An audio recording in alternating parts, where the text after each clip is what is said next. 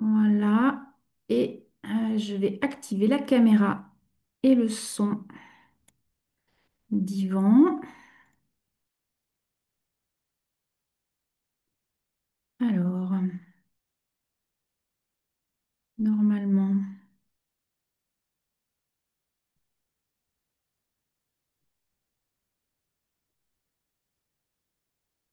Alors, Yvan. euh,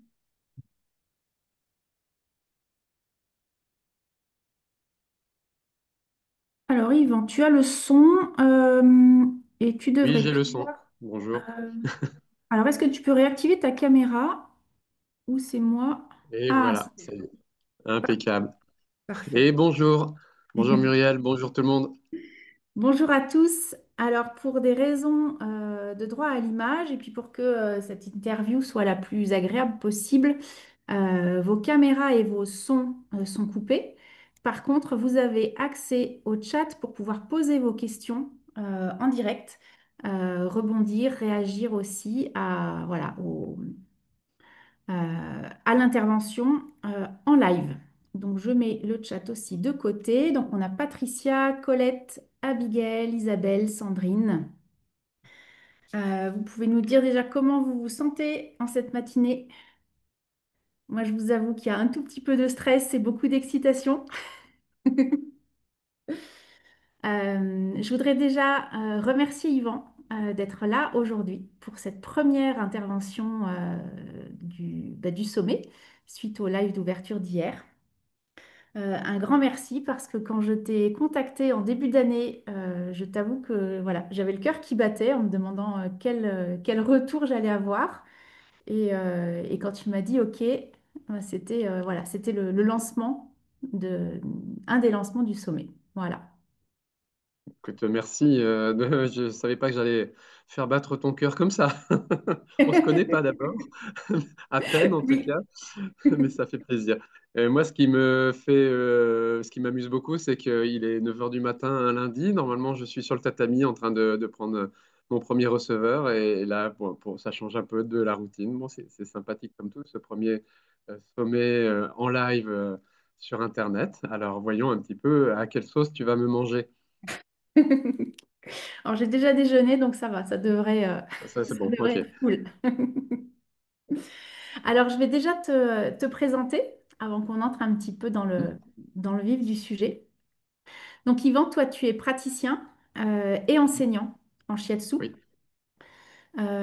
Tu vas nous expliquer un petit peu ça, mais tu as découvert aussi le shiatsu notamment à travers les arts martiaux et dont tu Mhm. pratiques voilà, plusieurs techniques d'arts martiaux.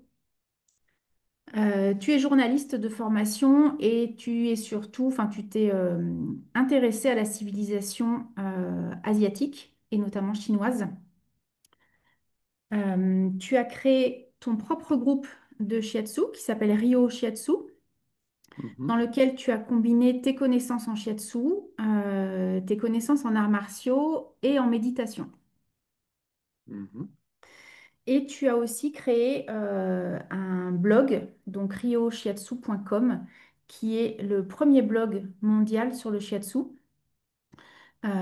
Et en France, on a aussi la chance de pouvoir t'écouter à travers un podcast qui s'appelle Sur les pas du shiatsu, qui pour l'instant n'est dispo qu'en français, mais qui pourrait être traduit dans plusieurs langues par la suite. Donc ça, ce serait une belle chose. Mhm. Et en 2022, tu as publié euh, ce livre qui est là, voilà, qui s'appelle L'esprit du shiatsu, technique, concept et philosophie, où tu explores en profondeur les fondements techniques, conceptuels et philosophiques du shiatsu. C'est un livre que je ne peux que vous recommander. Voilà, moi il est là, il y a tout un tas de post-it à l'intérieur. Il m'a aidé aussi à préparer ce sommet et à préparer mon intervention d'hier. Voilà, donc ça c'est vraiment voilà, un ouvrage que je recommande. Et notamment, j'en ai parlé hier dans la compréhension de ce qu'était l'énergie, qui pour moi était quelque chose de très très flou au départ. Et le fait voilà, de lire tes explications a permis de poser et de rentrer dans du concret. Donc voilà, ça a été une une des choses que j'ai retenues. Voilà, après, il y en a beaucoup d'autres.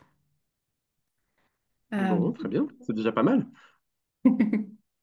Alors, écoute, j'aimerais que tu nous présentes déjà, pour commencer, qu'est-ce qui t'a amené au shiatsu? Ce qui m'a amené au shiatsu, bonne question. La petite histoire derrière ça, c'est que donc, j'ai commencé les arts martiaux à 12 13 ans à peu près.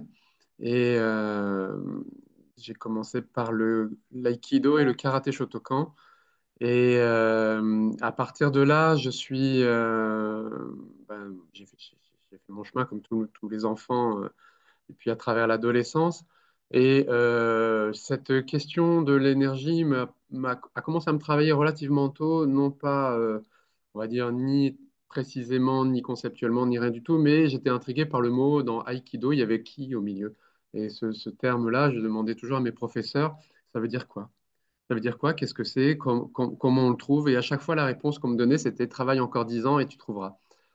Et donc, de 10 ans en 10 ans, à chaque fois, je reposais la question et à chaque fois, on m'envoyait balader en disant, bon, encore 10 ans et tu verras. Au bout de 25 ans, j'ai commencé à comprendre qu'en fait, personne n'en avait aucune idée, qu'on m'envoyait balader. Et j'ai commencé à être un peu dépité de voir ça. Et à un moment donné, me suis dit, bon, ben voilà, je vais arrêter tous ces trucs-là. Et j'ai fait un dernier stage intensif, c'était l'été dans le sud-est, je me souviens, et voilà, un dernier stage intensif. Puis, pendant ce stage intensif, au moment de la pause de l'après-midi, et quand c'est le mois de juillet, il fait bien chaud, donc tout le monde est bien crevé, ben, la sieste, ça s'impose, quoi. Et, sauf que là, il y avait quelqu'un qui disait, si vous voulez, moi, je suis professeur de quelque chose, peut-être vous connaissez le nom, peut-être pas, alors moi, pas du tout, Shiatsu, bon. Et je fais 2 initiations pendant le stage. Si vous voulez venir, ça dure 2 heures à chaque fois. Et je me dis, non, je suis vraiment trop fatigué. Je me couche dans ma petite tente canadienne de l'époque. Et là, je m'allonge et tout de suite, une petite voix qui me dit, écoute, peut-être que tu pourrais aller dormir une autre fois. Va voir ce que c'est. Je me suis levé d'un seul coup en me disant, mais qui parle? Qui me parle? Et donc, vraiment fatigué, en traînant les pieds, je suis allé voir. Et puis voilà, ça a été pas le premier cours, mais le deuxième cours, ça a été vraiment la révélation. C'est-à-dire qu'entre les deux, on avait fait un exercice sur des boutons de chaleur, tout simplement, qu'on avait un peu sur le corps parce qu'on transpirait. Et qu'en Aikido, on a des grandes jupes culottes qu'on appelle des hakama. Et donc, les jambes étaient bien au chaud avec la chaleur du lieu et de l'été. Et le lendemain, après le traitement des méridiens estomac, il n'y avait plus aucun bouton sur les jambes. Et là, je me suis dit, ah, là, il y a un truc. Là, il y a un truc, ça m'intéresse, je veux comprendre. Et en fait, ma curiosité fait que j'aime pas laisser les choses sans comprendre. Et donc voilà, j'ai commencé tout de suite. Et à l'époque, il faut imaginer, donc j'avais 28 ans et il n'y avait pas moyen de trouver sur Internet quoi que ce soit là-dessus. J'ai cherché, mais on était encore à l'époque des modems qui faisaient du bruit là, qui faisaient des sifflements, des choses comme ça. Et donc, voilà, je trouvais absolument rien. Et en rentrant à Paris où j'habitais à l'époque, j'ai décidé avec des amis de l'aïkido, une dizaine de copains et copines, de monter un groupe. Et l'un d'entre eux connaissait une professeure et on a commencé à la faire venir dans mon salon, en fait, dans mon appartement. Et ça a commencé comme ça. Ça s'est pas allé bien loin, c'est-à-dire qu'au bout de 4 mois, tout le monde était découragé, on comprenait absolument rien. Et tout le monde est parti, je me suis retrouvé tout seul avec mon envie de découvrir et voilà, un peu dépité de voir que ça marchait pas et que c'était vraiment incompréhensible. Et puis, je me suis dit, qu'est-ce que je vais faire de ce temps dans mon agenda qui est libre? Je me suis remis à la piscine, je suis un ancien nageur. Et donc, je me suis remis à la piscine. Comme toute bonne piscine parisienne, j'ai attrapé des champignons aux 2 pieds. Je suis allé voir une professionnelle et à force d'aller la voir, on a, on a sympathisé. Et puis je lui parle vraiment du shiatsu et elle me dit, ah, shiatsu, shiatsu, c'est marrant, je viens de louer un de mes appartements à 3 rues de chez toi à une dame qui est d'origine hollandaise mais qui a appris au Canada et qui fait du shiatsu. mais elle parle pas français. Je lui dis, c'est pas très très grave. J'ai pris rendez-vous et puis voilà, j'ai découvert vraiment un shiatsu qui me plaisait, qui s'est avéré être plutôt du shiatsu Namikoshi. Et Mhm. je l'ai supplié à genoux de me prendre comme élève. Et elle m'a envoyé bouler directement en disant qu'elle n'était pas professeure, c'était hors de question. Et je suis revenu encore une fois, et à chaque fois, vraiment la suppliant de m'apprendre. Et, alors que, évidemment, il y avait peut-être une ou deux écoles à Paris, mais il n'y avait pas de communication, on savait rien. Et puis la sixième fois, elle a craqué en me disant exactement, voilà, en anglais, You are a pain in the ass. Donc voilà, elle m'a prise et ça a commencé comme ça. Et j'ai eu 3 ans de cours individuels avec, au bout de la première année, une receveuse qui était volontaire, une dame qui venait parce que ma prof aimait pas trop que je fasse n'importe quoi sur son corps. Voilà. D'accord. Et donc, ça a commencé comme ça. Et 3 ans, et effectivement, elle n'était pas professeure, ce qui est, comme elle ne savait pas quoi m'enseigner au début, en tout cas, ben, j'ai appris le kata de Namikoshi, qui est un kata de base, et elle m'a fait faire ça pendant un an. Donc les bases, je les connais, je les ai travaillées au millimètre et elle me corrigeait. Et notamment, hein, c'était une karatéka, elle me corrigeait à grands coups de pied, en fait. Elle me balançait des coups de pied assez violemment. Elle supportait pas que je fasse n'importe quoi. C'était assez particulier comme relation. On pourrait qualifier ça d'un peu de dur ou sadomasochiste, je sais pas. Mais bon, faisant des arts martiaux depuis tout petit, pour moi, c'était pas la mer à boire. Et puis voilà. Et ensuite, j'ai continué, j'ai déménagé ensuite sur Bruxelles. Et j'ai pu rentrer dans l'école de Yuichi Kawada, qui est un des grands maîtres sur l'Europe au niveau du shiatsu, avec une énorme expérience mondiale parce qu'il a voyagé aussi à travers le monde. Et j'ai pu rentrer là et faire les 3 ans de base plus une année en postgraduate. Voilà. Et puis après, j'ai continué à me former toute ma vie. Et, en gros, j'ai appris 4 écoles, j'ai pas fini la cinquième là. D'accord. Donc ça continue. Et c'est beau de voir Pour, qu'à l'origine, oui, il y a dis-moi. eu juste cette petite voix en fait au moment où tu Oui, voulais te reposer, qui te dit non, non, mais lève-toi et va voir. oui, oui, c'est ça. Et puis, ben, quand c'est comme ça, il faut écouter, hein. Quand on a cette petite voix-là qui dit fais ci, fais ça, il faut pas hésiter à aller voir et puis goûter, tester, quoi. Hmm. Je voudrais juste rebondir sur deux, trois choses que tu as dites tout à l'heure.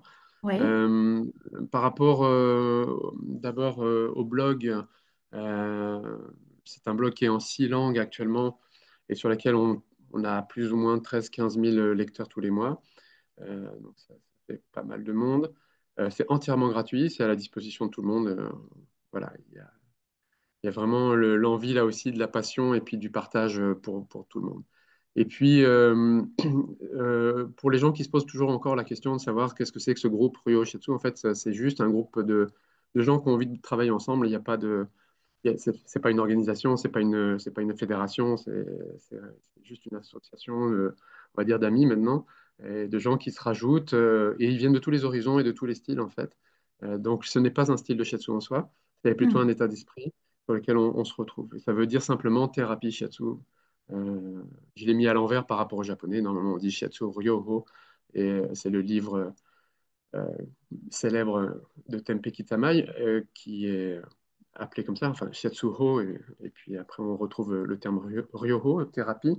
C'est un terme sur lequel moi je suis entièrement d'accord, donc je l'ai repris tout bêtement. Donc il n'y a pas de mystère, il n'y a pas de magie, il y a rien de spécial. Et puis par rapport au livre, oui, ce qui me manquait dans le shiatsu quand j'étais étudiant, et j'ai été étudiant souvent et je le suis encore, c'est qu'on m'explique les fondements en fait. On m'explique les fondations qui sous-tendent la technique. Parce que la technique, on l'apprend dans toutes les écoles. Elle est sensiblement différente d'un endroit à l'autre, mais on retrouve les mêmes principes. Et c'est ça qui m'intéressait, c'était quels sont les principes.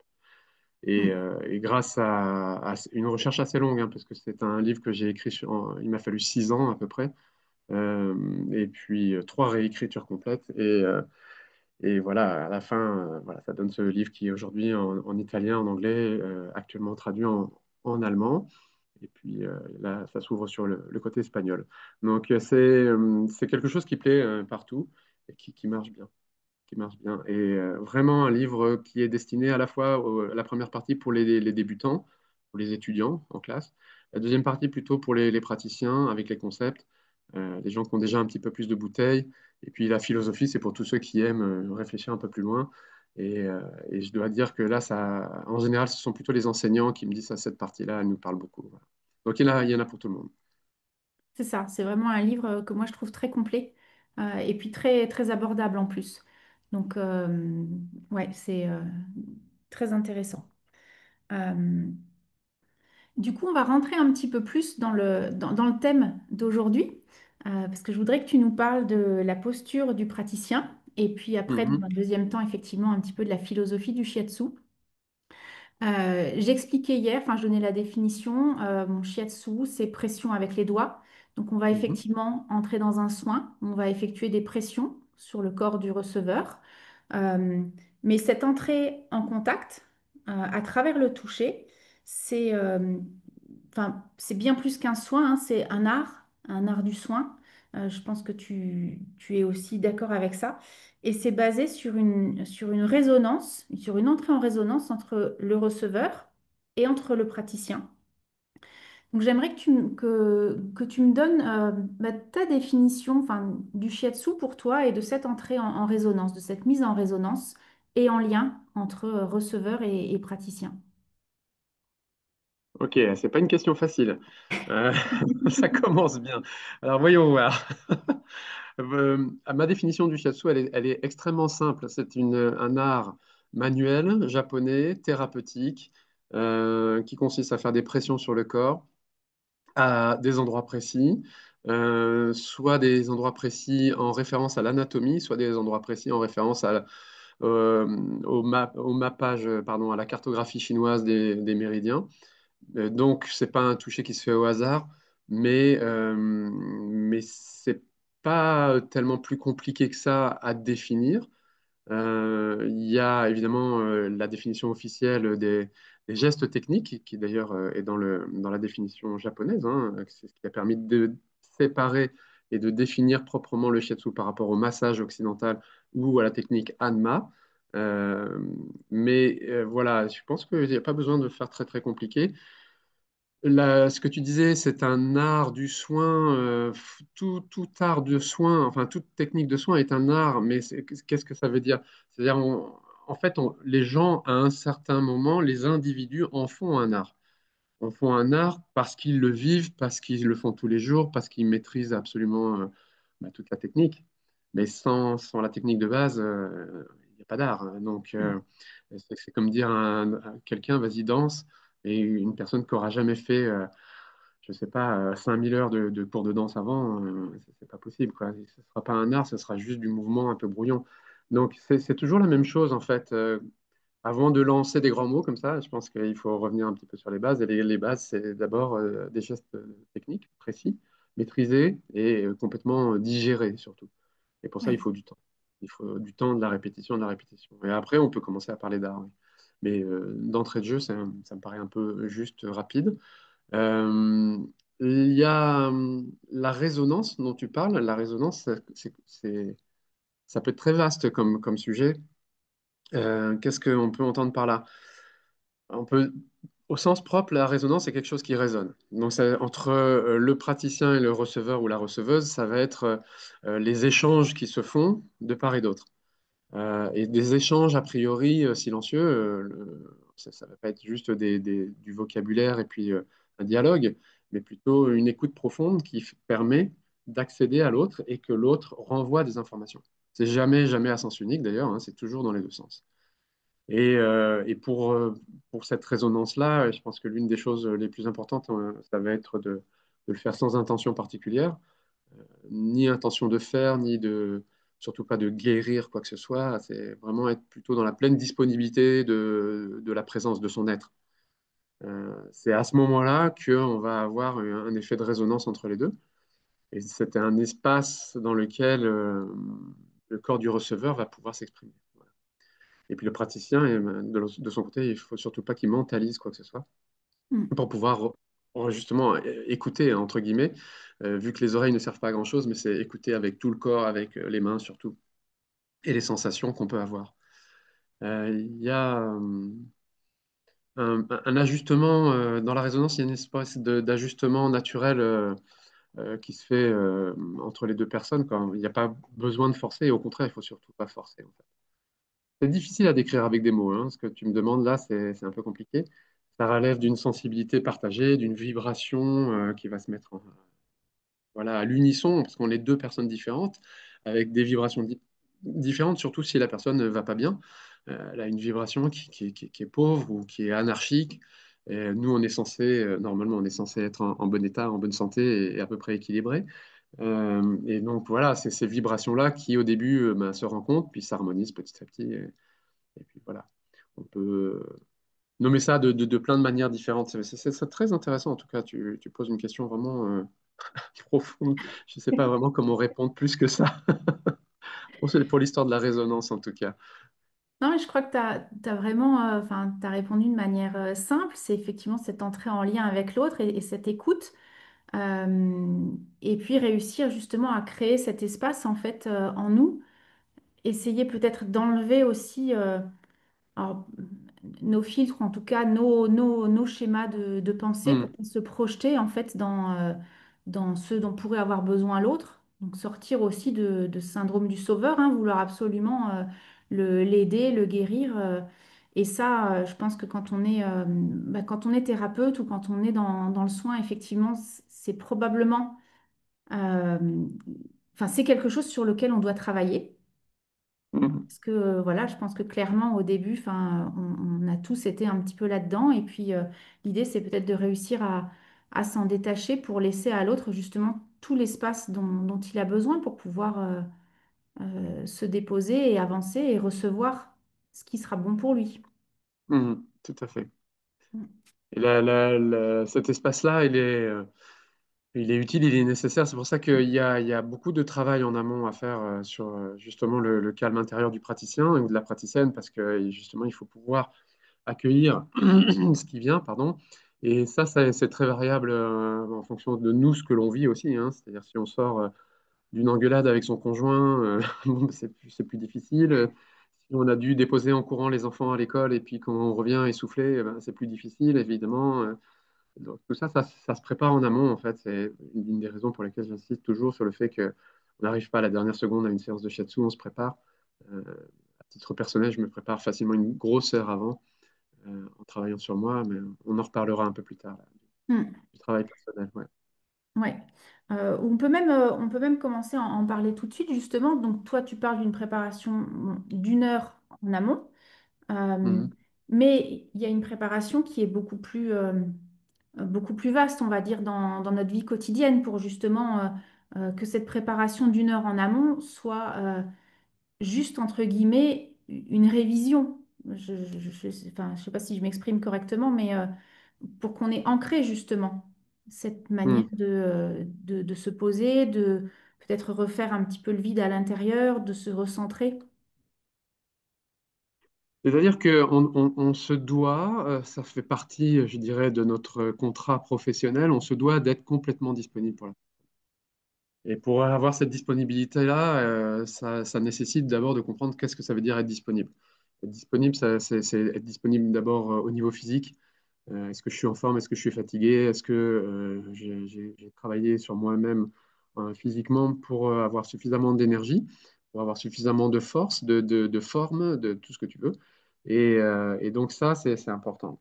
La deuxième étape, ça va être est-ce que je suis disponible mentalement? Est-ce que je suis calme? Est-ce que je suis capable d'écouter ce qui vient et de rester à ma place, de rester à ma place, de ne pas juger, de recevoir et de ne pas réagir en fait à ce qui va arriver. On réagit, je dirais, en entrant en empathie, mais ça ne va pas plus loin que ça. Dans le sens où on n'est pas là pour porter les gens, on n'est pas là pour vivre leur souffrance aussi. On est là pour les aider simplement. Et une fois que c'est fini, c'est fini. Quand la porte se ferme, on tourne la page. Et Mm. puis, on verra au prochain épisode. Donc ça, c'est important. Et puis, dans tout ce qui est préparation, il y a plein de types de préparation, en fait. Euh, Quand tu dis c'est une préparation qui se fait longtemps en amont, hein, ça commence au premier jour de l'entrée en école. Et pour certaines personnes, ça commence bien au-delà quand on a fait d'autres choses notamment d'origine asiatique, qui sont toujours des voies hyper intéressantes, voilà, que ce soit du Qigong, du Tai Chi ou de la méditation ou n'importe quoi. Donc, la préparation, ça part du constat d'une chose très simple, c'est de dire, voilà, avec quoi je travaille?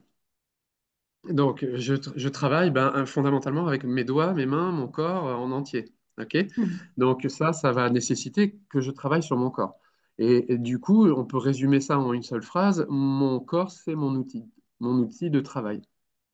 Donc, il faut que j'ai un outil qui soit le plus affûté possible, le plus résistant, robuste, adéquat, etc. Si j'étais menuisier, par exemple, je viens chez toi, tu me dis, faites ça, je dis OK, et j'arrive avec mes outils qui sont émoussés, qui correspondent pas, etc., bah, tu vas me jeter dehors parce que ça n'avance pas, parce que c'est du travail de cochon. Donc, il va falloir affûter les outils, choisir les meilleurs parmi toutes les gammes d'outils possibles et pas prendre du Made in China. Et bon, je vais travailler correctement avec les bons outils et puis surtout, je vais les entretenir. C'est-à-dire, entre deux clients, je vais choisir à chaque fois reprendre mes outils et les polir, les graisser, etc. Mais le corps, c'est exactement la même chose. Et comme on travaille a priori tous les jours de la semaine pour la plupart des gens, ça demande ouais, un entretien. Ça demande un entretien très régulier. Donc, il y a cette première partie se fait sur le corps physique. Et le corps physique, il a besoin d'un certain nombre de choses. Il a besoin de bien dormir, il a besoin d'être nourri ni trop ni pas assez, il a besoin d'exercice. Et l'exercice qui va tendre à faire soit du développement de l'endurance, soit du développement de la résistance, soit la flexibilité, en fait, la souplesse. Mhm. C'est ces trois grands thèmes sur lesquels on peut travailler physiquement et sur lesquels il est vraiment important d'ailleurs de mettre l'accent. Je fais pas mal de stages partout en Europe, hein, et puis j'en ai fait un peu partout. Et ce que je vois, ce que je constate, c'est que la plupart du temps, les praticiens de shiatsu sont assez peu en forme physique. Il y a beaucoup de personnes, dès que je monte un peu, soit la vitesse des exercices dans l'échauffement, soit que j'en demande un peu plus, ne suivent plus, quoi. Ça transpire, ça souffle. Il y a un vrai problème, à mon sens, d'entretien. Euh, et ça, c'est vraiment une première question qui est importante. Ça me rappelle une petite phrase rigolote. Une bonne amie qui est une de mes anciennes étudiantes qui vit à Bruxelles, hein, et chez elle, sur son frigo, il y a marqué, il y a une espèce de grand post-it comme ça. Je pense que c'est destiné à toute sa famille, ses enfants, tout ça. C'est marqué en anglais, mais je vais te le traduire. Qu'est-ce que vous choisissez? Est-ce que vous choisissez la douleur de la discipline ou la douleur du regret? Mhm. Dans cette petite phrase-là est extrêmement juste et puis elle est terrible en même temps. C'est-à-dire que oui, oui, c'est chiant, il faut le dire, hein, de tous les jours se forcer à faire quelque chose. Se préparer, pourquoi s'astreindre alors qu'on pourrait simplement prendre son café et puis commencer, pourquoi pas après une petite cigarette du matin et on attaque la journée. Non, ça c'est, franchement, pour moi, c'est pas possible. Ça, Ouais. c'est la première truc. Donc, on a, dans notre engagement professionnel, on a que simplement nos outils sont adaptés et toujours au top. Et pour ça, ça nécessite du travail personnel. Euh, la deuxième chose, c'est que moi, j'ai eu la chance, en fait, d'avoir. Je parlais du Yoichi Kawada qui m'a vraiment beaucoup, beaucoup transmis et qui m'a beaucoup appris, et notamment sur la discipline personnelle. Mais les autres maîtres japonais que j'ai pu croiser, c'était pareil. C'est pareil, ils ont, que ce soit Onoda en Espagne, que ce soit euh, Kobayashi au Japon, que ce soit même Ohashi, qui est une personne qui vit aux États-Unis et qui tous font un entraînement. Quel que soit l'âge, il n'y a pas il y a pas d'arrêt en fait. Je me souviens quand on était étudiant chez Kawada, un de ses grands jeux, c'était de se mettre en cavalier, position du cavalier, donc tu n'as pas de cheval, hein, tu fais semblant. Tu, tu te mets dans cette position du cavalier, puis il ne bouge plus. Et toute la classe, et il attend que les élèves tombent les uns après les autres. Et comme moi, je faisais des arts martiaux, j'étais capable de tenir 20-25 minutes, et puis je m'écroulais le dernier, et tout le monde me disait, allez, ça suffit, Yvan, lâche. Et je voulais pas lâcher, mais je tombais quand même. Et lui, il était capable de tenir 40-50 minutes sans bouger du tout. Et pourtant, une personne plus âgée que nous, donc on se disait, mais comment c'est possible, quoi? Bah, c'est possible par l'entraînement, tout simplement, et puis la Mhm. compréhension aussi d'un certain nombre de raisons biomécaniques et puis énergétiques. Donc, ça, c'est la première chose. La deuxième chose, c'est que bah tiens, on va faire plutôt les différents piliers. Ça, ce serait le premier pilier, tu vois, Ouais. c'est le corps physique. Deuxième pilier, ce sera la respiration. En termes de préparation, on se doit on oublie très souvent, hein, même nous, les praticiens, de respirer correctement. On a trois niveaux de respiration. Le premier, chez les grands angoissés, ça va s'arrêter au sein, à la poitrine. Donc, on respire très haut comme ça, dans la partie qui est plutôt celle des bronches. Et donc, ça fait une insuffisance en termes d'oxygénation du corps. C'est insupportable. Il y a des personnes qui vivent comme ça. Et Mm. puis, il y a une deuxième partie qui va être entre les seins et le diaphragme, qui est plutôt sur les poumons. C'est déjà beaucoup mieux, mais ça ne suffit pas. Et puis, après, il y a la respiration abdominale, où on est bien d'accord, les poumons ne descendent pas dans l'abdomen, donc mécaniquement, anatomiquement, c'est pas possible. Mais c'est le fait de descendre le diaphragme qui va amplifier la respiration. Et en plus de ça, ça va masser les organes en dessous. Donc, c'est quand même ça, c'est très important. Avoir un bon taux d'oxygénation dans le corps, on le sait hein, médicalement que c'est hyper, hyper important. Et ça va avoir toutes sortes de conséquences plutôt positives sur l'organisme, notamment d'éclaircir le cerveau, parce qu'il aura la quantité d'oxygène qu'il lui faut, tout bêtement. Ouais. Et troisième pilier, ça va être le travail sur la psyché. Là, on a alors, quelque chose qui, pour moi, je trouve, manque beaucoup dans notre milieu. Par exemple, les thérapeutes en psycho, que ce soit psychanalyste, psychothérapeute ou bien psychologue, font tous du suivi et de la supervision. Et en shiatsu, c'est marqué nulle part, c'est conseillé, mais c'est marqué nulle part qu'il faut le faire de manière obligatoire. C'est un grand, grand dommage. Parce que Mm. dans notre évolution professionnelle, on rencontre des cas qui vont nous perturber et qui vont nous secouer. Et puis nous-mêmes, on a nos propres limitations. Donc il faut régulièrement revenir, remettre l'ouvrage sur le métier et retravailler sur soi en permanence, que ce soit avec l'aide d'un professionnel extérieur comme un psychothérapeute ou par le biais de la méditation. Voilà, j'ai des gens que je connais qui sont accros au chamanisme. Bon, pourquoi pas, moi je suis un peu moins convaincu par ce sujet pour le développement personnel, mais voilà, l'idée c'est d'explorer son inconscient en tout cas, et puis d'aller comprendre les mécanismes familiaux, les manières de réagir, nos croyances limitantes, pourquoi on obtient ou on adopte telle ou telle posture, pour bosser là-dessus. Et à chaque fois, ça va nous permettre d'ouvrir des espaces nouveaux en nous qui seront donc des espaces offerts aux receveurs. Ouais. Donc ça, c'est vraiment un pilier extrêmement important. J'ai un très très bon ami là, ça date de 30 ans dans le monde de l'aïkido qui s'appelle Léo Tamaki et qui est un grand grand maître aujourd'hui d'aïkido en France. Et lui, il a tendance à dire tu es en forme, tu es heureux, tu t'entraînes. Tu es malade, tu t'entraînes. T'as pas d'énergie, tu t'entraînes. T'es pas content, tu t'entraînes. En gros, quelle que soit la situation, tu t'entraînes. Tu travailles. Tu travailles tout le temps et tu travailles sur toi, en fait. Je suis assez d'accord avec ça et donc c'est comme ça qu'on progresse, en fait. Euh, voilà. Alors, ça ne veut pas dire qu'il ne faut pas s'écouter. De temps en temps, il faut savoir lever le pied et prendre des vacances. Mais pour le reste, ouais, ce travail sur la psyché et donc sur les émotions, c'est vraiment important. Quatrième pilier, et puis j'aime bien faire par quatre parce que quatre piliers, c'est comme les quatre pieds d'une chaise, hein, après ça tient correctement. C'est le travail énergétique. Alors, il y a des gens qui aiment beaucoup ça, il y en a qui n'aiment pas du tout. C'est pas grave, pour moi tout est OK. L'important, c'est de savoir que ça existe. Et puis après, si on ne le comprend pas, c'est une autre histoire, mais c'est extrêmement efficace. Et le travail énergétique en soi, c'est plutôt le résultat déjà en partie des trois piliers précédents. Hein. Si on a une bonne respiration, si on a un travail physique conséquent, adapté, et puis si on travaille sur sa psyché, bah, évidemment que énergétiquement, on n'est pas dans le même état qu'une personne qui fait rien. Ça, c'est la première chose. Et puis, on peut aller plus loin. On peut faire du yoga, on peut faire du yoga, du qigong, on peut faire plein de choses. Et ça, c'est pour moi des outils d'ailleurs qui sont extrêmement à la fois précis et puissants pour avancer. Être capable de sentir le flux énergétique dans le corps, d'abord, c'est une première étape. Ensuite, apprendre à le canaliser, puis le mobiliser à volonté. Et puis enfin, un jour, pouvoir l'enseigner, le montrer, le démontrer. Ce que j'ai fait Ouais. là, il n'y a pas longtemps, le week-end dernier en Italie, c'était le congrès national de la plus grosse fédération italienne. Il y avait 250-300 personnes dans la salle. J'ai pris le président et on a commencé à faire des jeux énergétiques. Et je suis capable en 2-3 secondes, pas plus en termes de temps, de modifier complètement l'état d'une personne ou d'un bras ou d'un muscle, à la fois en dispersion comme en tonification. Et là, ils étaient complètement bluffés. Et ça a beaucoup plu.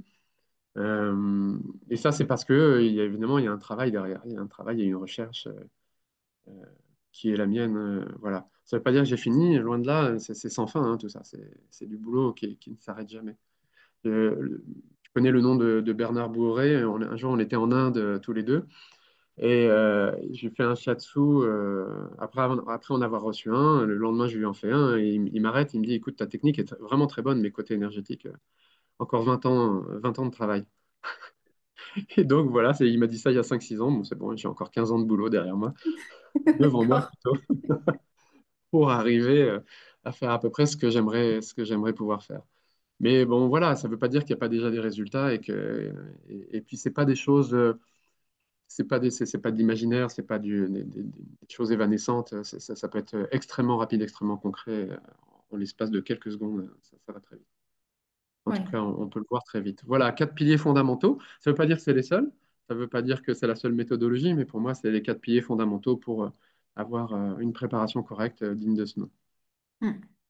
C'est vrai que c'est vraiment important. Enfin, on pourrait ne pas avoir cette notion. Enfin, imaginer que oui, on est au sol, on fait des pressions, c'est pas très physique, mais on a besoin d'être souple dans notre corps, on a besoin de ressentir notre corps correctement. Moi, je travaille aussi avec des chevaux en Mhm, shiatsu, voilà, shiatsu équin. Et effectivement, ce travail sur le corps, cette souplesse, cette capacité de bouger aussi avec l'animal est extrêmement importante. La mhm, respiration, bien sûr.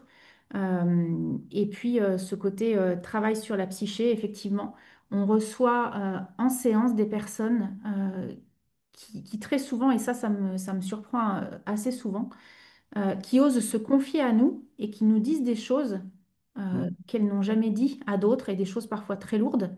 Donc il faut aussi être en capacité de les entendre, de les accueillir sans se charger. Donc ça, c'est important aussi. Et puis voilà, ne pas être dans le jugement de tout ça. mhm. Donc Ce qui n'est oui, pas toujours facile, se hein. faire accompagner, enfin, à mon sens, Ouais. c'est quelque chose qui est vraiment primordial. Ouais, c'est pas toujours facile, loin de là, parce que, il y a des histoires pour lesquelles on n'est pas prêt. Ça m'est arrivé 2 3 fois, être bousculé par des histoires qu'on peut qualifier de absolument horribles. Mm. euh, des tragédies inimaginables pour moi ou qui relèvent euh, vraiment d'un autre monde, quoi. Et ça m'a beaucoup, beaucoup bousculé. Il a fallu que je me fasse suivre parce que je perdais l'appétit, je perdais le sommeil et même l'envie de travailler. Donc, euh, et puis une fois que ça s'était traité à côté, pouvoir revenir avec la personne de manière calme et équilibrée. C'est vraiment, hein, c'est pas anodin. C'est pas anodin. Donc moi, j'insiste tout le temps et vraiment, j'aimerais que dans le monde du shiatsu, ça devienne une obligation, c'est-à-dire que tout le monde devrait avoir un suivi tamponné et qu'on puisse justifier auprès des organisations nationales. Ça me paraît très, très important. Mais Mm. bon, encore une fois, voilà, il n'y a pas de vérité, hein. Ça n'existe pas. Il y a juste sa vérité à soi, à un instant T de son existence, qui permet de dire ça, c'est important, ça l'est pas. Alors peut-être tu me réinterviews dans 15 ans, j'aurai un autre discours, mais je pense pas trop, a priori. Pour les piliers, là, je suis à peu près sûr. Ouais. Il y avait une question, enfin ouais, une question dans le chat. Mhm. Une personne qui accompagne les praticiens shiatsu en devenir, donc en formation, à arrêter de Mhm. fumer. Ouais, Euh, très bien. et donc elle demande, suis-je trop exigeante? La réponse est oui. C'est-à-dire que c'est pas au professeur, à l'enseignant de imposer quoi que ce soit. On peut donner des conseils, mais c'est à chacun de faire son chemin.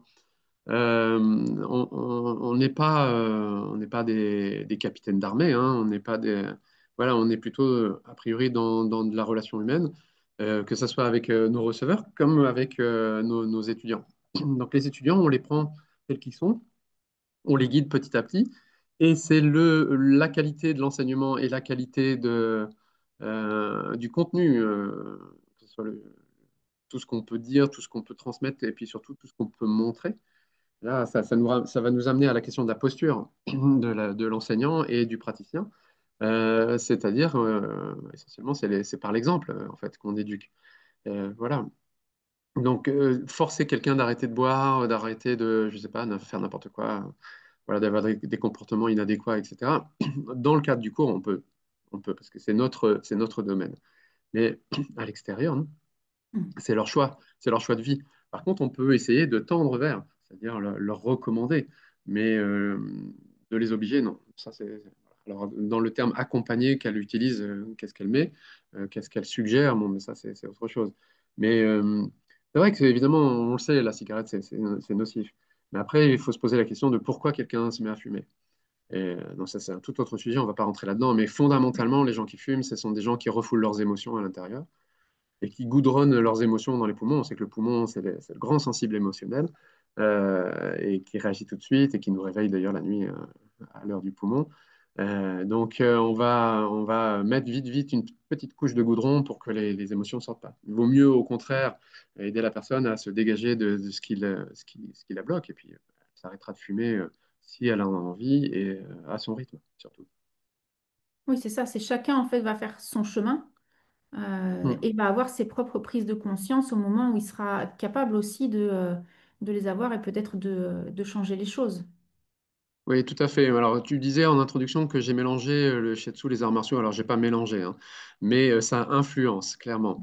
Et on n'est pas dans une école d'arts martiaux. C'est une des grosses différences. Dans une école d'arts martiaux, on peut imposer. On peut imposer pour donner un type de corps, pour donner un type d'entraînement, on peut exiger un type de nourriture, on peut exiger la personne de se lever à 5 heures du matin et de commencer à faire des exercices sans avoir mangé, etc.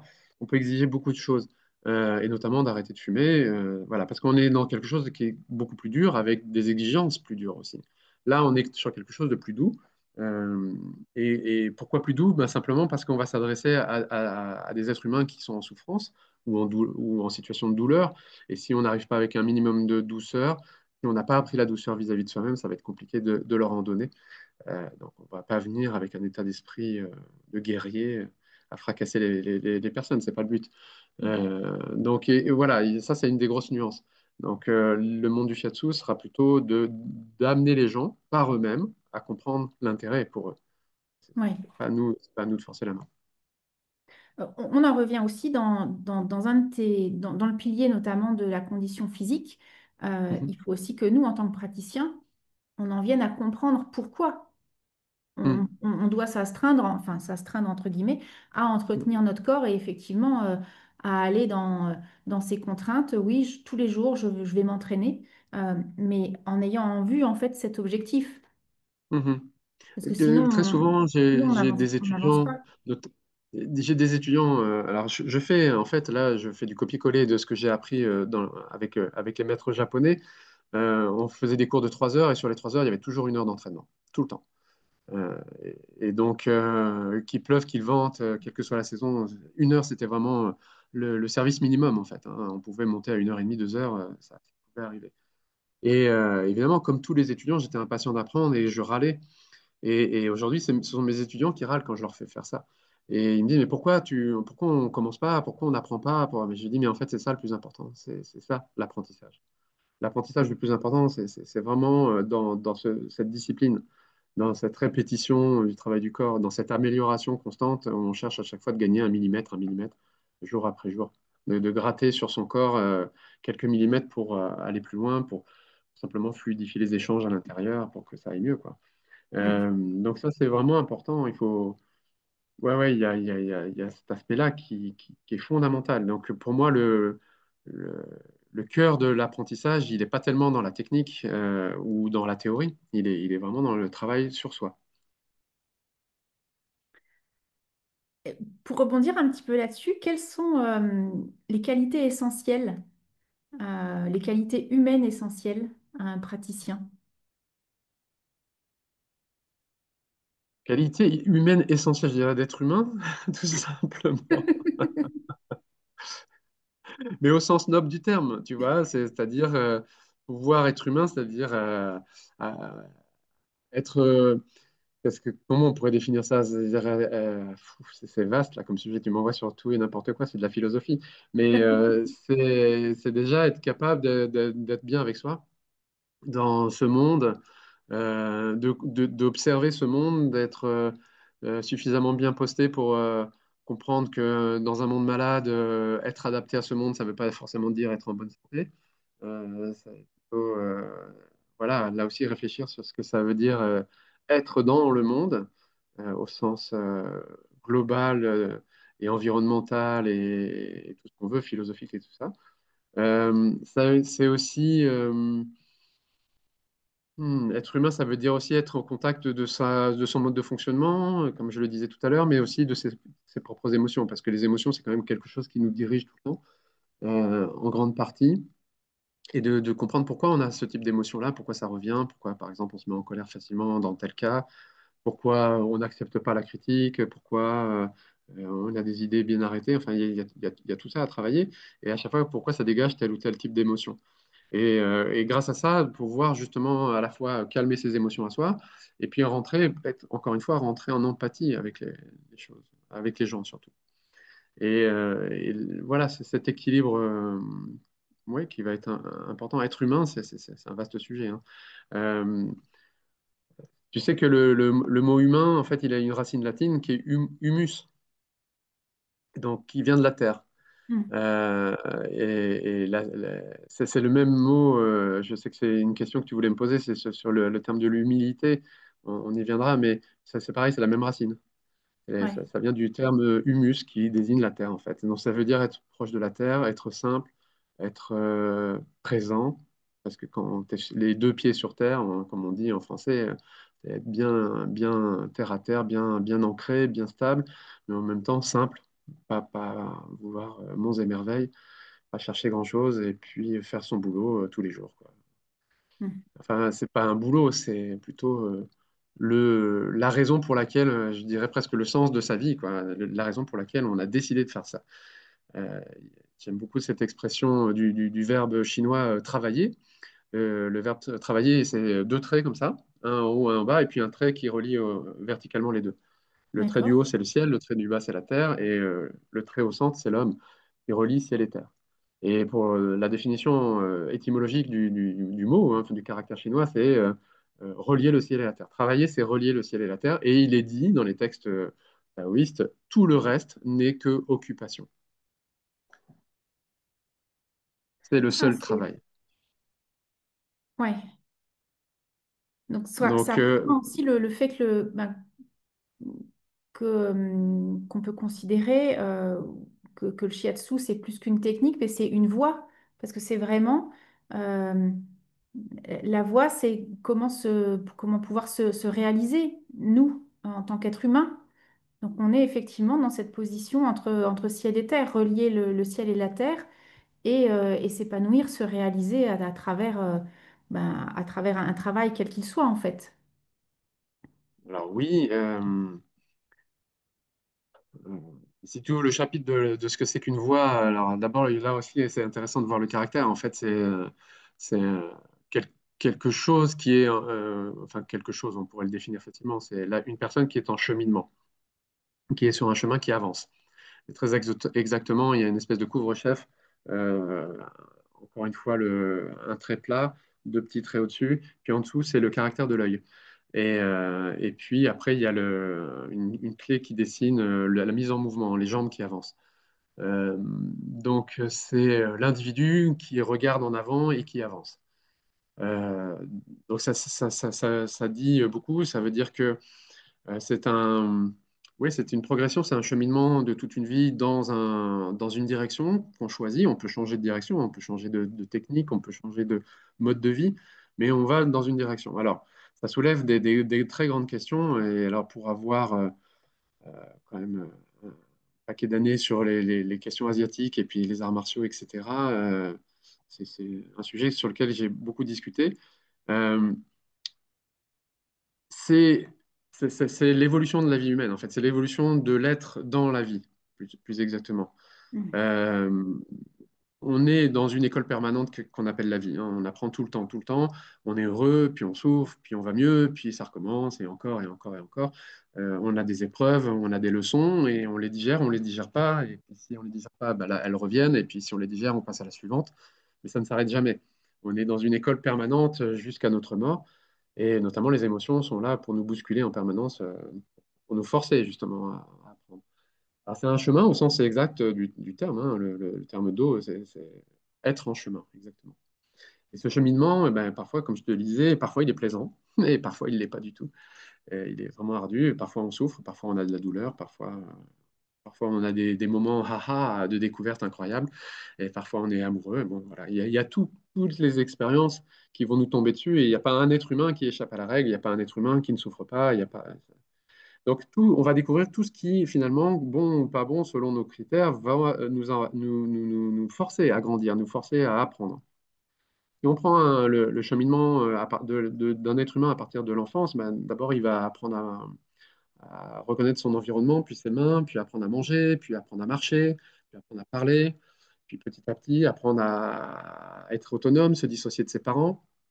Il va apprendre à vivre toutes ses propres épreuves en tant qu'adulte, et puis il va apprendre à vieillir, hein. D'ailleurs, au passage, j'aime beaucoup l'expression de Meryl Streep qui dit vieillir, c'est pas pour les petites natures.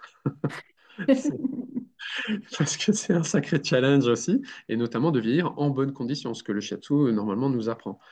Ouais, Euh, et voilà, toutes les disciplines asiatiques, en fait, elles tournent toutes autour de ça.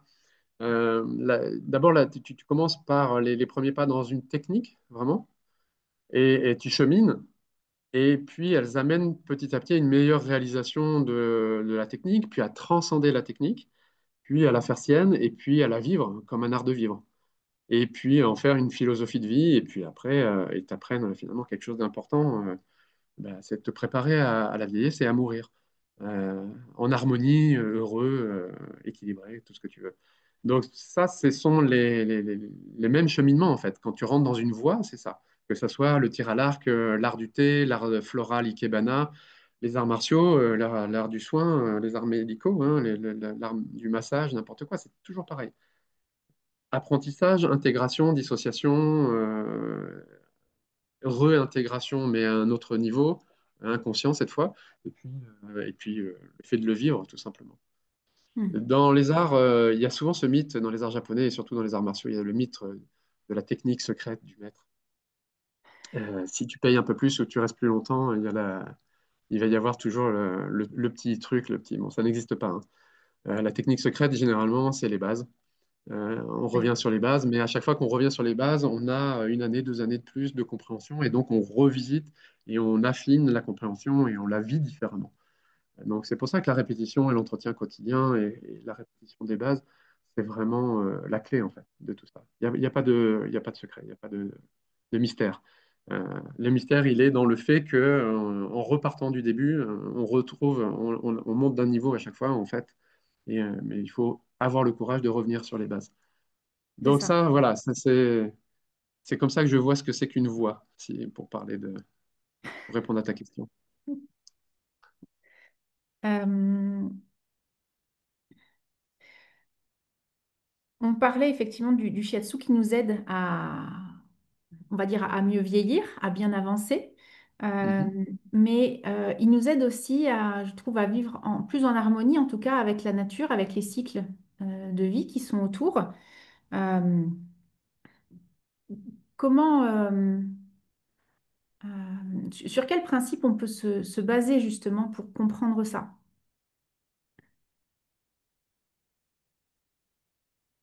La question, c'est comment est-ce qu'on vit avec la nature? Comment on Comment le apprend à vivre shiatsu, avec la en nature? fait, comment le shiatsu et les apprentissages du shiatsu nous aident à mieux vivre, on va dire, en harmonie avec avec les cycles de la vie et avec la nature. Ah, ok, avec la nature en termes environnemental ou avec notre propre nature en tant Ouais, ça peut qu'humain? être les deux, mais il y a les deux. Alors, il y a bien sûr la Ok. nature, l'environnement, hein. Mhm. Euh, il y a pas si longtemps que ça, au début de l'année, là, je faisais le sommet des Balkans, là, le sommet de Shiatsu des Balkans, et j'avais invité un de mes bons amis, un vieil ami du chemin de la voie du Shiatsu, justement, qui s'appelle Fabien Bastianelli, que je salue là s'il me voit, qui vit en Belgique et qui enseigne aussi. Et lui, on lui a posé des questions, pas exactement celle-là, mais plus ou moins similaires, et puis il a répondu, c'est en vivant que l'on apprend et qu'on découvre. Et je suis absolument d'accord avec cette réponse, c'est en vivant, il faut vivre. Mais effectivement, Dans l'art du shiatsu et surtout dans tous les cas théoriques que nous amènent les philosophies orientales, et notamment la médecine chinoise, qui est basée elle-même sur la philosophie orientale, qui est basée elle-même sur des connaissances beaucoup plus vastes et plus complexes. Euh, et là, finalement, on a toutes les clés, on a tout dans les textes, on a absolument tout dans les apprentissages. La question, c'est comment le mettre en musique et arriver à vivre ça. Ça doit surtout pas rester théorique. Si ça reste Mm. théorique, en fait, une théorie qui reste une théorie, ça sert à rien. Il faut toujours passer à la pratique. Et ça, c'est vrai à tous les niveaux, hein. Quand on vous apprend les 5 éléments, il faut tout de suite passer à la pratique, etc., etc. Donc le shiatsu, c'est juste un outil, en fait. C'est un outil parmi plein d'autres pour apprendre la nature, au sens vaste, et sa nature propre. Et la nature, au sens environnemental, la nature au sens vraiment global, y compris l'univers, si on veut, la nature, c'est nous. Nous sommes membres à part entière de la nature. On appartient à l'environnement. On est constitué, comme on dit, de poussière d'étoiles, c'est-à-dire les mêmes éléments constitutifs qu'un arbre, que n'importe quoi. On a du carbone, on a de l'oxygène, voilà, de l'eau. Donc, on doit pouvoir reconnaître en soi ce qu'il y a à l'extérieur et reconnaître ce qu'il y a à l'extérieur en soi. C'est la question de la résonance, là, tu aimais bien ce mot au Mm. début, la résonance entre macrocosme et microcosme. Donc à partir du moment où on est capable à l'intérieur de sentir ce qui est à l'extérieur, alors on peut faire des liens, on peut faire des ponts et on peut comprendre pourquoi on est fait comme si, pourquoi on réagit comme ça et qu'est-ce qu'il y a à l'extérieur. Les sciences anciennes, mais aussi les sciences modernes, de plus en plus confirment tout ça. C'est-à-dire qu'il y a bien une relation entre, on le sait, hein, par exemple, le mouvement de la Lune autour de la Terre, on sait que ça fait bouger, ça fait les marées. Bon, c'est pas de la magie, hein, donc, mais dans les sciences anciennes, il fallait trouver des explications différentes parce qu'on n'avait pas la science tout court pour Mm. analyser tout ça. Donc c'était surtout en écoutant la nature, en l'observant beaucoup. Et quand je dis beaucoup, je rigole pas. C'est-à-dire que quand on remonte sur les racines, euh, les plus anciennes de la médecine orientale, à commencer par la médecine chinoise, hein, c'est du moins 3000, moins 4000 ans. Donc on imagine, hein, ça fait entre 30 et 40 siècles d'observation. Ça fait pas mal de générations humaines, ils ont eu le temps. Ils ont eu le temps de mettre petit à petit un certain nombre d'observations, de dire, tiens, ça revient, ça revient, ça revient, ça se répète, ça se répète. C'est quand même un tout petit peu différent à chaque fois, ce qui fait comprendre que le cycle n'est pas fermé, c'est quelque chose qui évolue. C'est plutôt un mouvement, donc pas une boucle, mais une spirale. Hein, ça fait des cycles, mais ça progresse. Euh, oui, on peut voilà, observer énormément de choses. Et puis, les premières grandes observations, c'était évidemment ce qu'il y avait autour de nous. En tant qu'être humain, on regardait quoi? Ben, on regardait la nature. Déjà, ne Ouais. serait-ce que pour pas se faire bouffer par un lion ou un tigre. On regarde, on observe d'abord pour sa propre survie, puis petit à petit pour comprendre comment donner du sens. L'une des premières quêtes de l'être humain, c'est donner du sens. C'est pour ça qu'on a inventé les rites mortuaires, on a inventé un tas de choses. Et c'est comme ça que, en fait, grâce à l'observation de la nature, on a pu comprendre des mécaniques bien avant, d'ailleurs, d'avoir une confirmation par la science actuelle. Euh, et ça, cette science qu'on va dire empirique, parce que là, c'est basé sur des siècles d'observation, est extrêmement pertinente, extrêmement pertinente. Donc, pour se mettre en relation avec la nature, l'environnement, et pour comprendre sa nature propre, d'abord, la première chose, c'est l'observation. Je te prends un exemple tout bête. Tu connais les cycles des saisons, je pense, comme tout le monde. Tu as suffisamment vécu pour voir il y a un printemps, un été, un automne et un hiver, L'hiver. et qu'à chaque hiver, c'est la même désolation. On a l'impression que la nature meurt. Nous, dans nos termes humains, on dit bah, il n'y a plus rien qui bouge, il n'y a plus de feuilles, il n'y a plus de vie, on n'entend plus les insectes et les oiseaux, c'est mort. Et en fait, pourtant, à chaque printemps, ça renaît. Ouais. Et donc là, il y a une question philosophique hyper importante. C'est-à-dire, qu'est-ce qui se passe après la mort? Et ce que la nature, elle, nous montre systématiquement, c'est que ça renaît. Mm. Donc, on peut partir là-dessus. C'est pas on peut y croire, on peut ne pas y croire, peu importe. C'est pas ça, mais se questionner me paraît essentiel. Il faut se poser ce genre de questions. Et personnellement, moi, ça fait 53 ans que je suis sur cette terre et je me dis à chaque fois, waouh, le printemps revient. Et les insectes et les oiseaux sont de retour.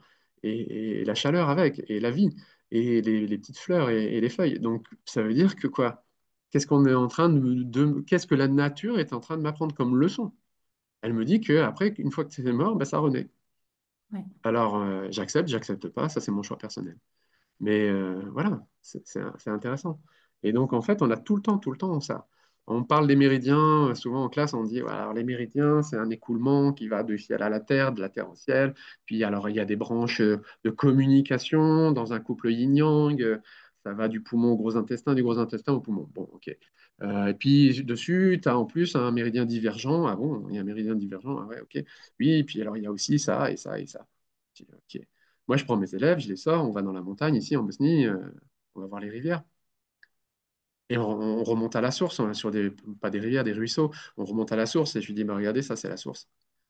Ça, c'est la source, c'est ce qu'on appelle un point source. Mais avant, et ça a déjà commencé quelque part, parce que si l'eau jaillit là, ça veut dire que ça a commencé à se collecter, mais qu'on ne le voit pas, c'est en souterrain. Donc il y a bien un trajet du méridien qui est invisible, ce qu'on appelle le méridien profond d'ailleurs. Et puis ça sort. Si on parle du poumon, le méridien profond il commence sous le nombril, quelque part en dessous, et puis il passe par les poumons et il sort à poumon 1, ici. Ça, c'est le point source. Puis après, qu'est-ce qui se passe? Ben, on voit le ruisseau, il commence tout petit, puis il s'élargit au fur et à mesure, et après, il va avoir des difficultés, notamment il va se séparer, et puis il va se rejoindre. Voilà, on a les divergents, on a les communications, on a tout. La nature, en fait, est en train d'expliquer tout ça. Ouais. Euh, donc, il faut observer et puis ressentir, et puis plus on va faire silence en soi, plus on est capable d'écouter et de ressentir. L'une des grandes clés, quand même, j'insiste beaucoup dans mon livre là-dessus, c'est la méditation.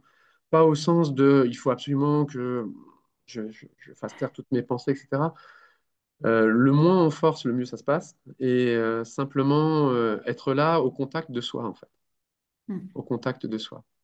Et là, on va commencer à sentir. On va commencer à sentir l'intériorité. C'est complètement illusoire d'imaginer que, comme on fait dans les BD humoristiques, un mec s'est assis un jour sur un cactus en se disant, tiens, quand je me pique les fesses, ça va mieux au niveau de la nuque. Euh, voilà, c'est pas comme ça que ça a dû se passer. C'est quasiment improbable de découvrir l'ensemble des points du système chinois et de voir les effets en les testant un par un. Il y aurait beaucoup trop d'aiguilles à mettre partout dans le corps pour avoir compris ça. C'est plutôt de la révélation intérieure, à mon sens, par la méditation. Mais bon, c'est une supposition, on n'a aucune preuve. Ouais. Voilà, observation de la nature. Mais c'est vrai que cette observation, voilà, même dans des choses très concrètes, en fait, rien que quand on regarde le rythme des saisons et quand on compare à nos rythmes de vie dans le travail ou dans la société, où on se rend compte qu'on a des rythmes effrénés toute l'année, Mm, alors qu'en fait, si on les compare aux saisons, on a beaucoup plus d'énergie au printemps, à l'automne, ça diminue, en hiver, on a juste envie de rester peut-être tranquille sur notre canapé mm, et devant un feu de cheminée et pas mm. courir dans tous les sens. Donc ça aussi, effectivement, cette observation-là, elle est importante pour revenir à soi et pour se reprendre des temps de respiration. On ne peut pas s'extraire de la société, enfin, peut-être pas à 100%, mais en tout cas, réussir à retrouver des moments où on se recale avec Mm. justement où on recale nos rythmes avec les rythmes de la vie qui est autour de nous. Et Puis ça, c'est hyper concret. c'est du bon sens. Muriel, c'est du bon sens. Quand il fait froid, tu mets des pulls et un manteau. Et quand il fait chaud, tu restes en t-shirt. Donc c'est souvent du bon sens. Et le problème, c'est que le bon sens, on l'a perdu par un certain nombre de problématiques qui sont essentiellement liées à une société de consommation et capitaliste, où il faut produire, il faut consommer. Et que, évidemment, le bonheur arrive immédiatement en 48 heures chez Amazon. C'est connu. Ouais, Dès qu'on a acheté, on va nettement mieux. On est tellement plus réalisé parce qu'on a acheté le dernier gadget à la mode. Donc, bon, évidemment que non. Et c'est pour ça que l'écoute intérieure, c'est un long processus. C'est lent, c'est long. Il n'y a pas il a pas de raccourci, il n'y a pas de recette miracle. C'est un travail de longue haleine qui prend, comme je le dis, une vie, deux vies, trois vies. C'est pas grave, on a le temps. Euh, c'est important d'être toujours dans cette dynamique, par contre, de recherche de soi, avec un objectif, et puis même, je dirais même sans objectif. Euh, mais c'est la question du choix qu'on va mettre derrière tout ça, en fait. On peut tout à fait vivre sur un plan matériel. Il y a plein de gens qui le font, qui a priori sont heureux en regardant du foot, en mangeant des cacahuètes avec une bière, hein, pourquoi pas. Mais est-ce que ça les amène plus loin? Est-ce que ça les réalise? Est-ce que ça leur fait prendre conscience de leur nature profonde et puis de leur relation au monde? Ça, c'est pas évident, quoi. Donc, c'est un choix individuel, c'est un choix très, très personnel. Qu'est-ce qui fait qu'à un moment donné, par exemple, on décide de toucher des gens? Et pourquoi on veut toucher des gens? Déjà, à la base, il y a un problème. Dans une société qui n'encourage pas ça, hein, fondamentalement, on n'est pas des tactiles. Là, il faut se poser des questions. Et c'est vraiment c'est une question que je force, pour le coup, là, en tant qu'enseignant, je force mes étudiants à réfléchir à ce sujet. Pourquoi voulez-vous toucher des gens? J'en ai Mm. parlé dans un des podcasts sur l'éthique, là, et je renvoie Ouais. les auditeurs là-dessus, c'est vraiment important. Et, euh, et donc, c'est ce cheminement, et pourquoi à un moment donné, on décide de se mettre au service des autres? Parce que c'est ça, hein, le shiatsu, comme toutes les techniques thérapeutiques. Pourquoi on se met au service des autres? Quelles sont nos motivations profondes? Quels sont nos désirs? Est-ce que c'est pour gagner de l'argent? C'est pour la reconnaissance? C'est pour le pouvoir sur l'autre?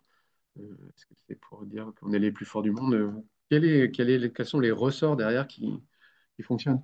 Et ça, c'est hyper important de les mettre au clair avant de se lancer dans une carrière, en tout cas. Mais pour la nature, pour en revenir à la nature, voilà. Toujours chercher à immédiatement interconnecter tous les cadres théoriques. Un de mes combats personnels, moi, ça me froisse toujours un petit peu, c'est de voir la pauvreté en général des connaissances. Euh, alors, c'est pas méchant ce que je veux dire, c'est pas une agression, hein. Mais dans les cadres théoriques qui sous-tendent la technique, on parle généralement du yin et du yang et des cinq éléments. D'accord? Quand on connaît un petit peu mieux la, la méthodologie asiatique, et en particulier chinoise, parce que c'est la Chine qui est à la base en fait, de ce système-là, qui elle-même d'ailleurs a pompé à l'Inde, qui est une civilisation encore plus ancienne. Euh, et c'est beaucoup plus complexe que ça. Et en fait, ça s'organise de manière croissante. On commence par le zéro, le un, le 2, le 3, et ensuite, on suit comme ça jusqu'à 10.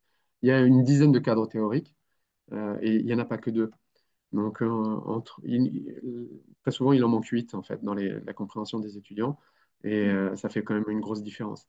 Donc, c'est bien de connaître la dualité, yin-yang, c'est bien de connaître le pentacle des cinq mouvements, le wuxing, mais quid de l'unité, du vide avec le zéro, de terre, homme, ciel, 1, 2, 3, des quatre directions, des quatre mouvements et des quatre saisons, les six couches, les sept blessures, les huit principes thérapeutiques, enfin, j'en passe. Il y a beaucoup, en fait. Il y a vraiment beaucoup. Et c'est organisé de manière logique, c'est une progression. Donc, Mm. on enseigne de manière progressive et à chaque fois, c'est relié à la nature. Chaque fois. Tout le temps, tout le temps, tout le temps. Ouais. Voilà. Je pense qu'on a fait le tour un petit peu de cette question. Après, il faut étudier, étudier encore. C'est ça, oui, c'est bah, comme tu le disais, et puis c'est aussi une phrase qui est sortie hier soir pendant le live d'ouverture. Il nous faut une vie, voire plusieurs, pour vraiment aller explorer, parce que effectivement, on met le doigt dedans, mais c'est que le début en fait, c'est que le début. Et ça nous ouvre sur des dimensions de compréhension de nous-mêmes et des dimensions de compréhension ben, de la vie autour qui sont beaucoup, beaucoup plus larges. Euh, et, et peut-être pour arriver voilà, enfin, sur l'humilité, effectivement, je pense que plus on s'ouvre et plus on voit toutes ces choses encore qui sont inexplorées et qu'on va pouvoir découvrir, ça nous renvoie, nous, à une posture d'humilité, justement, de, vraiment de présence et de se dire, OK, je suis juste un maillon, un petit maillon qui a sa place aussi, qui a son importance et en même temps, voilà, il y a toute la vie qui sait ce qu'elle a à faire autour de nous. Alors là, tu reviens à nouveau sur la question de l'humilité et finalement plus on en sait, moins on en sait. Il n'y a pas très longtemps, je citais un philosophe spirituel qui s'appelait Yvan Amar. Il est mort, hein. J'ai lu un de ses livres et puis je pense que je vais continuer tous ses livres parce que c'est vraiment très intéressant. Qui continue cette phrase-là. Bon, tout le monde sait que plus on apprend et plus on découvre l'immensité de son ignorance. Mais à partir du moment où on réalise l'immensité de son ignorance, on commence à apprendre. Et c'est cette deuxième partie que ce monsieur que j'ai cité, là, Yvan Amar, avec un Y, lui, il a vraiment... c'est chouette, en fait, de mettre cette suite-là, parce qu'effectivement, quand on commence à réaliser qu'on ne sait rien, alors on peut vraiment commencer à... je trouve que c'est une très bonne manière de ramener un peu de courage dans cette phrase. Sinon, on se dit, bah, plus j'apprends, moins j'apprends, ou plus j'apprends, moins j'en sais. Mais je laisse tomber alors. Je, je retourne à mon écran de télé et je regarde des pubs. Mais non, il y a vraiment il y a de l'espoir et puis il y a beaucoup, beaucoup à apprendre, effectivement. Mais ça ne veut pas dire que c'est triste. Au contraire. Je dirais que c'est ça la motivation numéro un, c'est que euh, l'un des trucs les plus terribles qui puissent nous arriver quand on apprend une technique, c'est à un moment donné de tomber dans la routine, la répétition et de se dire bah, finalement c'est toujours la même chose. C'est une discussion que j'avais eue il y a des années à Bruxelles avec une amie très grande ostéopathe, enseignante en ostéopathie. Et un jour, à force de revenir chez elle, je lui dis mais tu me fais toujours la même chose. Elle me dit bah oui, le corps c'est le corps. Et au bout d'un moment, on fait toujours la même chose. Toi aussi, tu fais la même chose. Et je lui dis mais non, en fait, j'ai jamais fait deux séances dans toute ma vie, deux séances identiques. J'ai jamais répété deux fois la même chose. C'est pas possible. C'est pas possible parce que l'être humain change d'un individu à l'autre, mais même le même, quand il revient une semaine après, il a dormi cette nuit, il a mangé 21 fois, il a aimé, il a détesté, il lui est arrivé des trucs, il a eu du stress, etc. Donc ce n'est pas du tout pareil. Et du coup, on ne peut pas s'ennuyer. C'est Mm. ça que j'adore dans le shiatsu, on ne peut jamais s'ennuyer. C'est impossible. Il y a trop à apprendre, il y a trop à faire, il y a trop à découvrir, il y a trop à sentir. Donc, on n'est jamais dans l'ennui, jamais, jamais. Si on est dans l'ennui, alors il faut revenir vers une école et continuer à apprendre à nouveau, parce que ça veut dire qu'on a raté quelques étapes. Voilà. Dans, pour répondre un petit peu à ça, je reviens sur, parce que je vois que ça t'intéresse décidément, cette question de l'humilité. Ça me fait toujours penser à cette petite blague zen que j'adore. C'est un type qui vient voir un maître en haut de la montagne et qui dit, Maître, maître, apprenez-moi à être humble. Je veux être très, très humble. Non, non, en fait, je veux devenir le numéro un mondial de l'humilité. Apprenez-moi comment on fait. C'est évidemment complètement antinomique et c'est de l'humour façon zen. Euh, Oui, on on peut pas. Alors, apprendre l'humidité, ça s'apprend pas. Ou alors, ça s'apprend à la manière orientale et c'est hardcore. C'est vraiment très difficile. Si j'ai un ami qui est parti en Inde pour faire un chemin spirituel. Il est arrivé à New Delhi. Le lendemain, il était à Calcutta. Et le surlendemain, il était dans les mouroirs de Mère Teresa. C'était son maître qui lui avait demandé de faire ça. Il est resté un mois. C'est d'une violence terrible, où tu passes ta journée à nettoyer des corps pleins de pus, de croûtes, de merde, dans des états de décomposition et qui vont mourir. Mais il faut être là, il faut les aimer, il faut les embrasser, il faut les tenir dans mm. les mains. Et ça, en termes d'apprentissage de l'humilité, c'est la méthode dure, à la dure. C'est violent, mais c'est extrêmement efficace, hein, ça, c'est le moins qu'on puisse dire. Je ne sais pas si tu Ouais. connais un grand maître éveillé qui s'appelle Daniel Audier, c'est un Suisse, qui vit à Paris d'ailleurs, que j'ai rencontré. Lui, il a fait du tantrisme shivaïque au Cachemire. Et là aussi, ses épreuves, c'était comme ça. En Inde, c'était des choses terribles, quoi.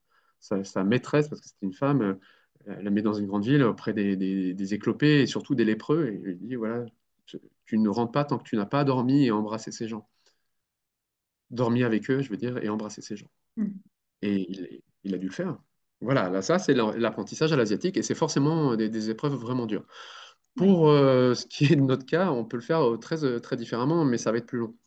Ça va être plus long, c'est-à-dire, encore une fois, on revient sur le cheminement qui va se faire petit à petit et où on va accepter déjà cette première phrase qu'on a dit, c'est accepter qu'on ne sait rien en fait. Et Mm. qu'on a beau apprendre et lire énormément, en fait, on ne sait rien. On ne sait rien des gens, on ne sait rien de leur histoire, on ne sait rien des corps. On a des bases, évidemment. L'anatomie, ça reste l'anatomie, la physiologie, ça reste la physiologie. Mais la psyché, c'est déjà une autre paire de manches et l'émotionnel encore plus compliqué. Donc, il y a toute une progression et puis surtout, de comprendre que tout ce qui va être posture un peu moi-je, guerrière, je sais, c'est comme ci, c'est comme ça, tout ça, en fait, sont des gros cailloux sur notre chemin. Ça va nous empêcher de progresser correctement parce qu'on campe sur ces certitudes. Euh, Comme je le disais un peu plus tôt, il n'y a pas de vérité, hein. Il n'y a que notre vérité à un moment donné de l'existence. Oui, Personnellement, à 6 ans, ma vérité, c'était les Lego et les Playmobil.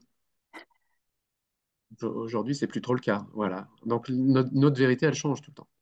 oui, Euh, voilà. Donc, c'est important de prendre ça.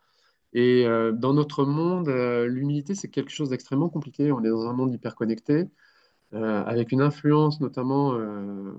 Alors, il y a des bons aspects et des mauvais aspects, mais des réseaux sociaux où on est tout le temps interconnecté avec tout le monde.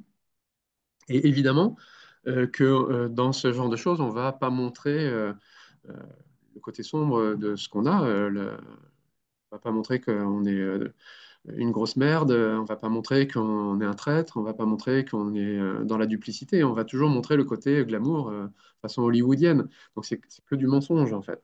Mais on est obligé aujourd'hui parce que ça a pris une telle importance que ne serait-ce que pour être connu, vivre, se faire connaître, oui, vraiment, et on a besoin de passer par là. Et puis pour diffuser de l'information aussi. Mais du coup, on n'est pas du tout dans l'humilité.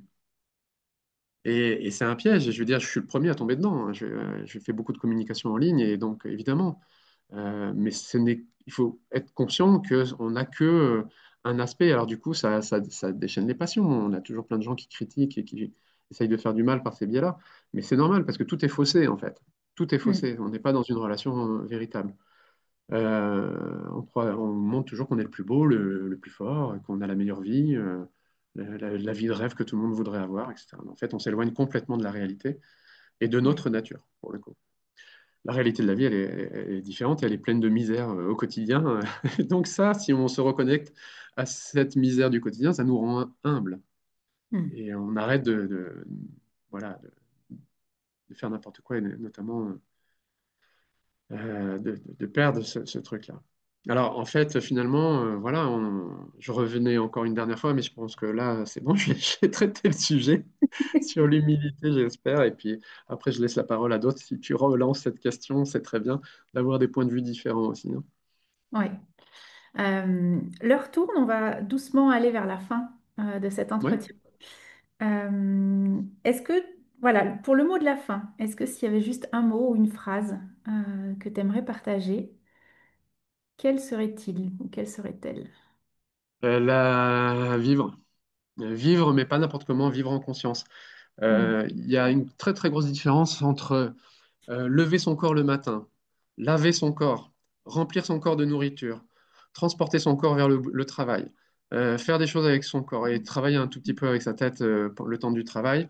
À midi, re-remplir le corps. Le soir, re-ramener son corps dans son lit et recoucher son corps après s'être brossé les dents.